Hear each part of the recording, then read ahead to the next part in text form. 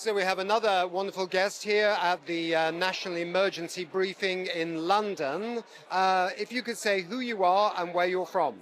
Hey, my name's Maureen Goodman. I'm from the BrahmaKumaris World Spiritual University, faith-based organisation. It also works with climate change. And what did you think of today's debate? I thought that the information given, the way it was given, was brilliant. And I particularly the discussion on finance made a lot of sense because it was able to see how we can get the solutions and the wins. But I think one thing that's important is that we have to make these changes with a good motivation and with love.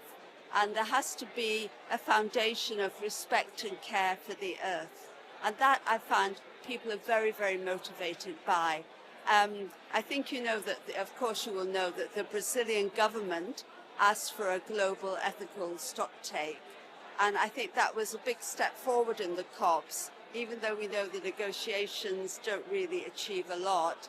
But I did have a question as to whether in the UK we could have a global ethical stocktake, a conversation on ethics in the UK. I think that may motivate people a lot to bring a change in their lifestyle.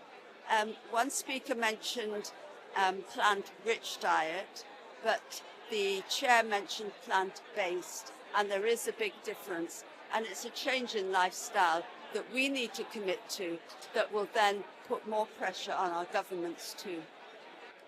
And do you think something like these national emergency briefings could be something that could happen in every country, plus, of course, the ethics dimension as well? Definitely, very useful. Every country, but also different regions of the UK, because we're privileged here being in London, but if more of them happen, it creates a groundswell and people get to hear about it, because something that was said that, you know, still today, I know when we put on events, and we have meditation events, different kind of events. But when we do an event on climate change, not as many people come. I feel it's not really reaching the public yet. So I feel very motivated to get out there with my own community and with others. But I think that doing these conversations everywhere would be really helpful.